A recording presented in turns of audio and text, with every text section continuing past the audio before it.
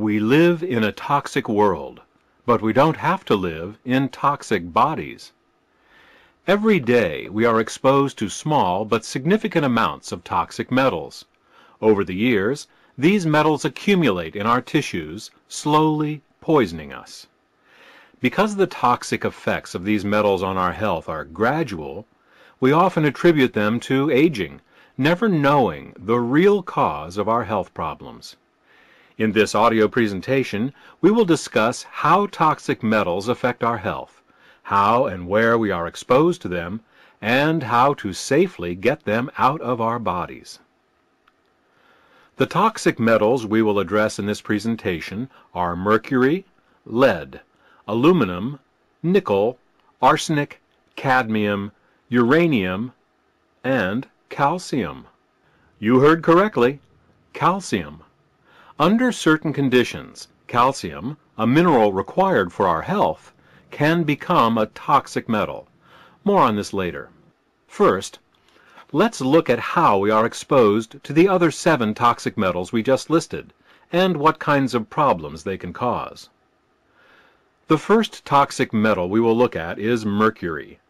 Mercury is one of the most deadly substances known to man. It accumulates in the brain, nervous system, heart, kidneys, and endocrine glands, and can cause depression, autoimmune disorders, memory loss, tremors, anemia, and heart attacks, among other things. Studies done by the University of Calgary have shown that when mercury comes into contact with nerve tissue, it can actually melt the myelin sheath right off the nerve, causing the nerve to shrivel in a matter of seconds.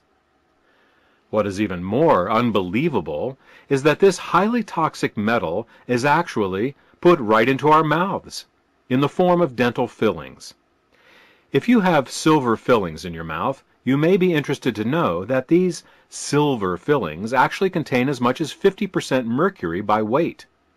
In fact, according to the Environmental Protection Agency, there's enough mercury in one silver filling to force the closing of a 10-acre lake.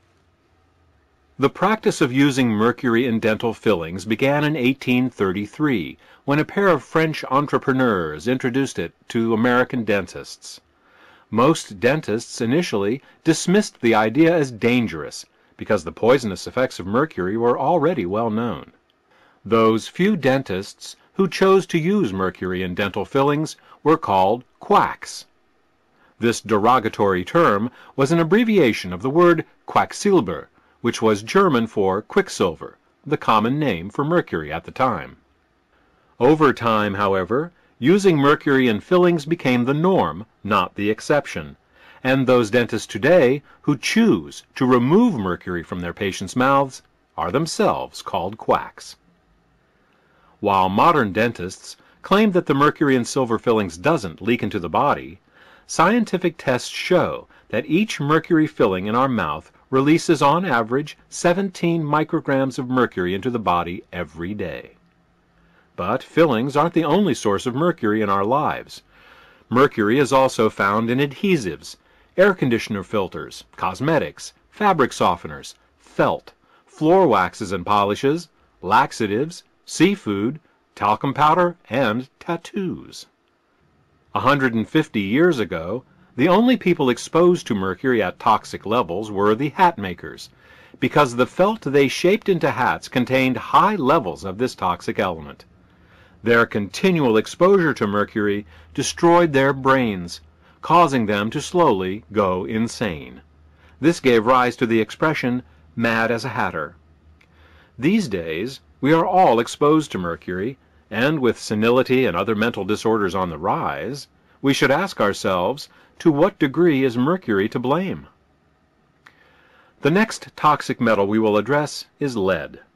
Lead is found in chocolate, canned foods, newspapers, toothpaste, cosmetics, plastics, batteries, gasoline, old paint, insecticides, pottery, ceramics, and worst of all, soldered pipes. This means that every glass of water we drink and every shower or bath we take increases our lead exposure. Lead accumulates in the brain, liver, bones, kidneys, and spleen, where it has many negative effects, but none more insidious than its ability to alter behavior and intelligence. For each 30 micrograms of lead in our bloodstream, we can expect a 10-point drop in our IQ, as well as a decreased ability to deal with new environments and social situations. Let's turn the toxic metal discussion to aluminum.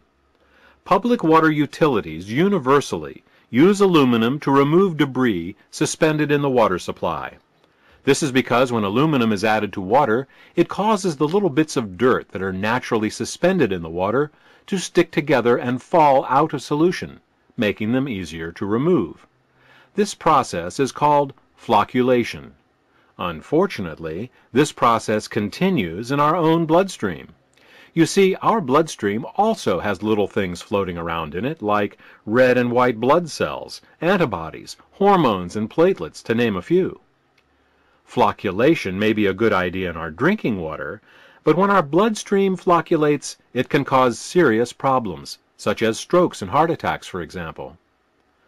Aluminum is used to get the dirt out of the drinking water, but what is used to get out the aluminum? I would personally prefer a little dirt or sand in my water than toxic aluminum. Another common source of aluminum is antiperspirants. When aluminum is applied to the sweat glands under the arms, it literally glues them closed, preventing toxins from naturally leaving the body in your sweat. In women, once under the arms, the aluminum goes through the lymph nodes right to the breasts. It is likely that the high rate of breast cancers and other breast disorders we are seeing is to some degree a result of women unwittingly poisoning their own breasts on a daily basis. Other sources of aluminum include baking powder, feminine hygiene products, toothpaste, baby formula, antacids, and of course aluminum foil and pots and pans. Aside from its effects in the breasts, aluminum also accumulates in the skin, bones, brain, and kidneys, and can cause Alzheimer's disease, memory problems, dementia, aphasia, ataxia, convulsions, and anemia. It may be hard to fathom, but the average person will eat and drink over 3 pounds of aluminum in his or her lifetime. That's the equivalent of 292 square feet of aluminum foil. Is it any wonder that Alzheimer's disease is on the rise? Let's move to nickel. Nickel is found in stainless steel cutlery, pots and pans, coins, dental fillings, and batteries. Given its use in cutlery and cookware, we are all exposed to nickel with each meal. Each fork and spoonful of food carries a trace of nickel with it. It accumulates in the bones, kidneys, liver, lungs, immune system, sinuses, and the brain, where it causes genetic disease and cancer. One of the most common problems associated with nickel exposure is skin conditions. Many people with chronic skin conditions are actually experiencing chronic nickel toxicity, and no amount of skin creams or lotions will ever work until this offending toxic metal is removed.